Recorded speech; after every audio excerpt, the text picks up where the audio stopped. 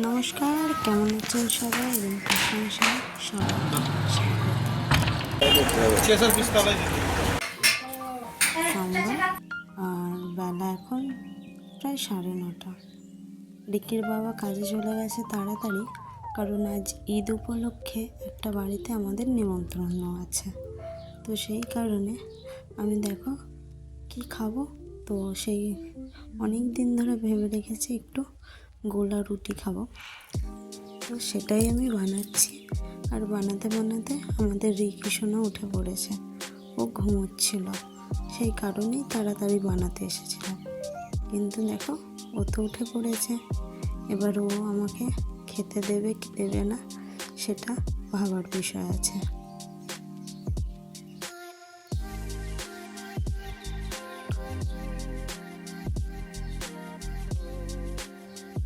দেখো ওর মুখেও আমি একটু একটু দিচ্ছি, কারণ ও না হলে আমাকে খেতে দেবে না।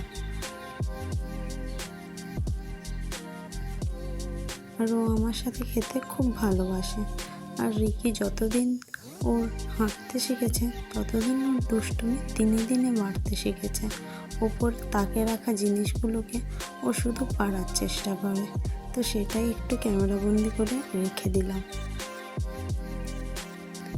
বলেছিলাম না নিচে দুটো বাচ্চা মেয়ে ওকে খুব ভালোবাসে, তারা এখন স্কুলের ছুটি বলে খেলতে চলে আসছে ওর সাথে। তাই ওর কি আনন্দ হচ্ছে দেখো, ও হাসছে। ওকে না, ও শুধু ওই ঠাকুরের কাছে নিয়ে যেয়ে দুজনে কী যে কথা বলে আমি সেটা বুঝতে পারি না, আর ও বুঝতে পারে না, তবুও হেসে যায়। ওর একটা ছোট বোন আছে, সেও কিছুক্ষণ পর চলে আসবে মনে হচ্ছে, কারণ নিচে দিয়ে ওকে শুধু ডাকছে।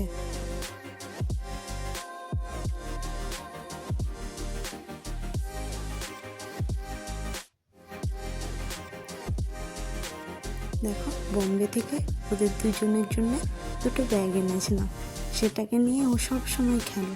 আমি ওকে বলি তোর কি খুব পছন্দ? ও বলবে হ্যাঁ, এই ব্যাগটা আমার খুব পছন্দ হয়েছে। রিকি একটা ইদানিং খুব বাজে অভ্যেসে, দেখতে পাচ্ছ, জিনিসটা অভ্যেসে পরিণত হয়েছে, কারণ ওর বাবা এমন করে ফোন দেখে, ও দেখো শুরু হয়ে গেছে ওর বাবার মতো করে ফোনটা দেখার।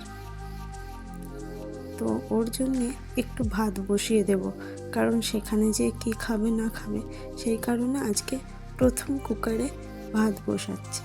এর আগে কোনোদিন আমি কুকারে ভাত করিনি। তো ওর জন্য একটু ভাত, আলু সেদ্ধ আর দুধ দিয়ে ওকে ভাত খাইয়ে নিয়ে যাব।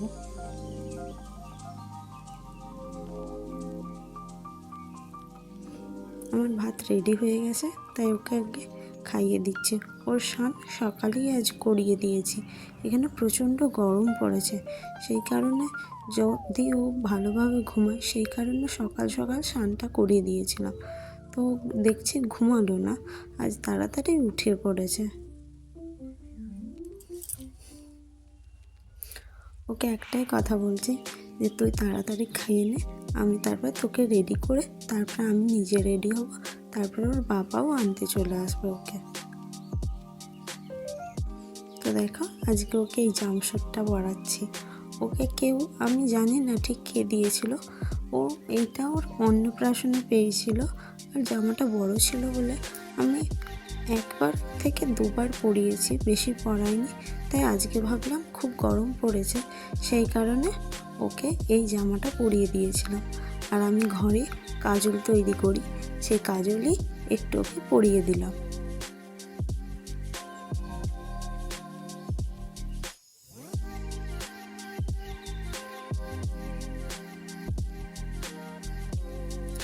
ওকে তাড়াতাড়ি রেডি করে আমি রেডি হব, কারণ ওর বাবা ফোন করে অলরেডি একবার বলে দিয়েছে যে আমি তোমাদেরকে আনতে যাচ্ছি। সেই কারণে ওকে তাড়াতাড়ি চটপট করে রেডি করিয়ে আমি রেডি হলাম। এই জামাটা আমি মিশো থেকে নিয়েছিলাম, ফিডিং ড্রেস। এখন যেহেতু বাচ্চা ছোট, সেই কারণে কী জামা নেব সেই কারণে এইটা একটা নিয়ে দেখলাম, বেশ ভালোই লাগছে পরতে।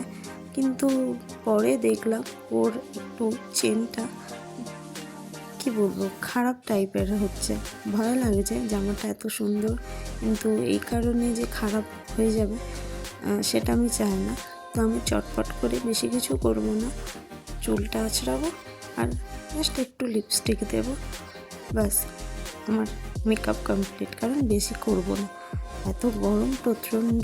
আর তারপরে এমনি রেগুলার বেসিসে যাই তাদের বাড়ি, আজ একটু সেজে যাই। বেশি সাজলে আবার নিজেকেই কেমন লাগে। যখন বিয়ে বাড়ি তখন ঠিক আছে, এমনি সময় না সাজাটাই উচিত। তোর বাবা আনতে চলে আসবে, সেই কারণে দেখলাম ওর বাবা চলেও এসেছে, সেই কারণে আমি জানলা দিয়ে দেখছি, তাড়াতাড়ি করছি, কারণ এক্ষুনি এসে তাড়া দেবে, তাড়াতাড়ি নাও তাড়াতাড়ি নাও। দেখো এখানে এসে আমার একটা এত বাজে মানে কাণ্ড হয়েছে, সেটা হলো আমার চুল যতটা ছিল সেটাও পর্যন্ত উঠে যাচ্ছে।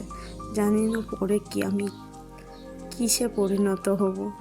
পুরো চুল আমার উঠে গেছে, কিন্তু লম্বা হয়েছে, কিন্তু চুল আমার প্রচণ্ড ঝরছে।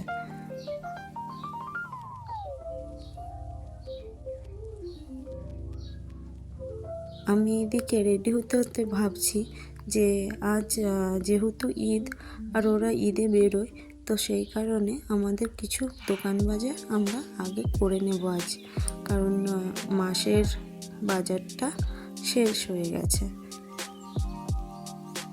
তো সেটাই রিকির বাবাকে বলছি যে আজকে মাসের বাজারটা কমপ্লিট করে নেব, যেই দোকানেও যায় সেই দোকান থেকে কিনে আনবো। তাই ওকে একটু বলছি যে আজ গাড়িতে করে একটু ঘুরতে নিয়ে যাবে, সেই জন্য বলছে আমার কাজ আছে।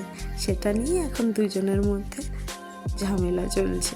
ঝামেলা বলবো না, ওই কথা কাটাকাটি, যেটা স্বামী স্ত্রীর মধ্যে হয়েই থাকে।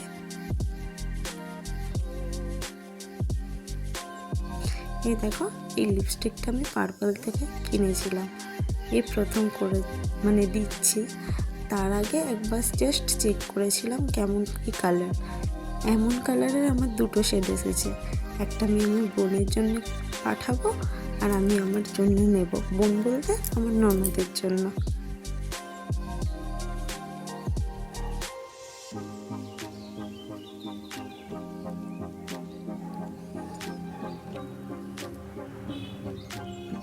আর মা হয়েছে যেহেতু, ব্যাগে কিছু থাক আর নাই থাক, মিনিমাম দুটো ডাইপার আর একটা ওয়াইপস তো থাকবেই।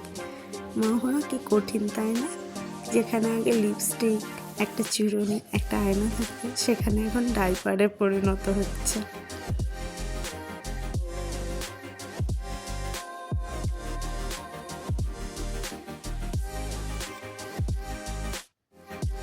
আমি রেডি হয়ে গেছি আমার কর্তামশাই সাথে যাওয়ার জন্য। এই ওড়নাটাও আমি মিশো থেকেই নিয়েছিলাম। এখানে না প্রচণ্ড দাম, সেই কারণে আমি মিশো থেকেই প্রায় কেনাকাটা করি। সেটা আবার আমার রিকির বাবার পছন্দ হয় না যে আমি কোনো অনলাইনের জিনিস পড়ি, কিন্তু আমার আবার অনলাইনেরই এত অভ্যেস, অনলাইনে কেনা। দেখো কি রোদ বেরিয়েছে। ওকে বলছি দাঁড়াও একটা ফটো তুলবো, ও কিন্তু বুঝতে পেরে গেছে ভিডিও হচ্ছে, সেই কারণে দাঁড়ালো না, চট করে পালিয়ে গেল। কত চকলেট, বাচ্চা মেয়েটার জন্য কিছু চকলেট আর কিছু খাবার নেব, সেই কারণে ওকে দাঁড় করিয়ে কিনালাম। আর এইদিকে দেখো এই কী আনন্দ, ও বাইরে বেরোনো মানে ওর আনন্দ, জানে ও বাবা ওকে কোথাও নিয়ে যাচ্ছে। দেখতে পাচ্ছ এখন প্রায় 12:30 বাজে, রাস্তায় কেউ নেই, এত রোদ। সব থেকে এই বাড়িতে এইটাই হাসি লাগে কি, এই দিক থেকে এই দিকে যেতে হয়, মানে বাড়িটা জয়েন্ট করা আছে কিন্তু সিঁড়ি নেই, অন্য সিঁড়ি দিয়ে উঠে অন্য ছাদ টপকে যেতে হবে।